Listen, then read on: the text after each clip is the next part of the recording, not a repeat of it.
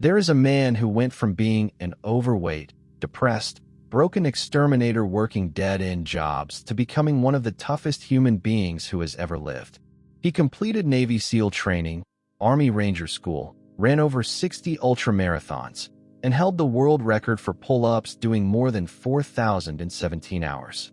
His name is David Goggins, and his philosophy on mental toughness has changed millions of lives, including mine.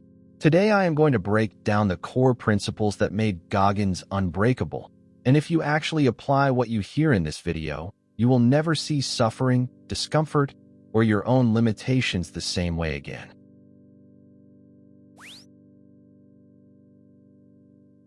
The foundation of everything Goggins teaches starts with what he calls the 40% rule. When your mind tells you that you are done, when every fiber of your being is screaming at you to quit, you are only at 40% of your actual capacity. That means when you think you have hit the wall, you have 60% left in the tank. Think about that. Most people quit at 40% and then spend the rest of their life wondering why they never achieved anything extraordinary. Your brain is a survival mechanism. Its job is to keep you safe and comfortable, which means it will send you pain signals, exhaustion signals, and quit signals long before you are actually in danger. Learning to push past that 40% line is where transformation happens. Every time you keep going when your mind says stop, you are rewiring what you believe is possible.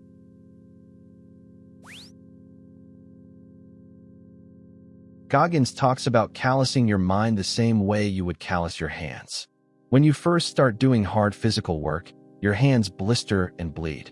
But if you keep going, eventually those blisters become calluses, and what once caused you pain no longer even registers. Your mind works the exact same way. The first time you take a cold shower, it is torture. The 10th time, it is uncomfortable. The 100th time, you barely notice it. This is the principle behind everything Goggins does. He does not seek out suffering because he enjoys it. He seeks out suffering because every rep of discomfort builds a thicker layer of mental armor. Most people run their entire lives from the things that scare them, that hurt them, that make them uncomfortable. Goggins runs directly at those things because he knows that on the other side of that pain is a version of himself that cannot be broken.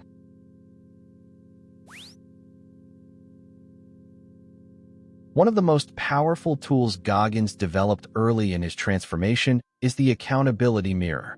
Every morning he would stand in front of the mirror, look himself dead in the eyes, and tell himself the truth. Not motivational fluff, not affirmations about how great he was. The raw, uncomfortable truth about where he was falling short. He would put sticky notes on the mirror with the things he needed to change and the goals he needed to hit, and he would face them every single day. Most people avoid mirrors, not physical mirrors, but the metaphorical ones. They avoid honest self-assessment because the truth hurts. But Goggins understood that you cannot fix what you refuse to face.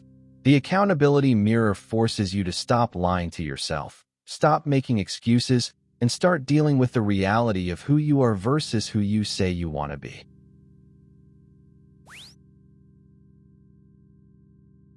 Here is where Goggins separates himself from every other motivational figure on the planet. He does not just tolerate suffering. He embraces it. He runs toward it.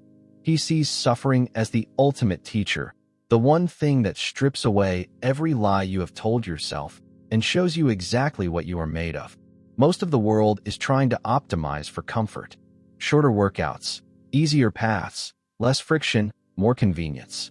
And that is exactly why most people are soft, unfulfilled, and wondering why they feel empty despite having everything. Goggins teaches that the path to becoming truly unbreakable runs straight through the things you least want to do. The run you do not want to go on. The conversation you are avoiding.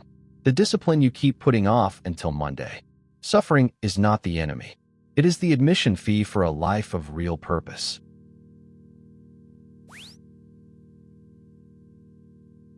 The cookie jar is one of Goggins' most practical mental tools, and you can start using it today.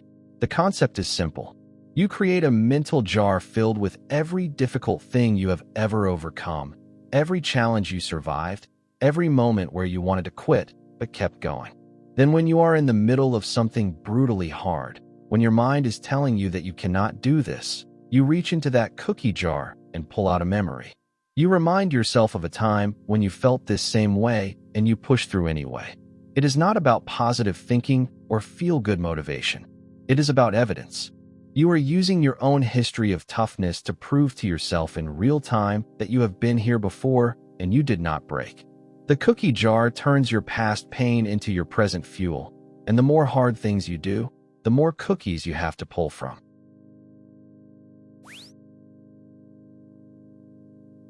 Goggins has a phrase that has become his battle cry: stay hard. And it means exactly what it sounds like. Never get soft. Never let comfort win. Never coast on yesterday's discipline. The problem with most people is that they get a taste of success or they reach a goal and then they relax. They take their foot off the gas and slowly slide back into the comfortable life they were trying to escape. Goggins never does this. After completing SEAL training, he did not rest. He went to Ranger School. After running his first ultramarathon, he signed up for more. Staying hard means understanding that the fight never ends. There is no finish line where you get to stop being disciplined. The moment you stop pushing is the moment you start dying. Not physically, but mentally, spiritually. Staying hard is a commitment to being in a permanent state of growth, no matter how far you have already come.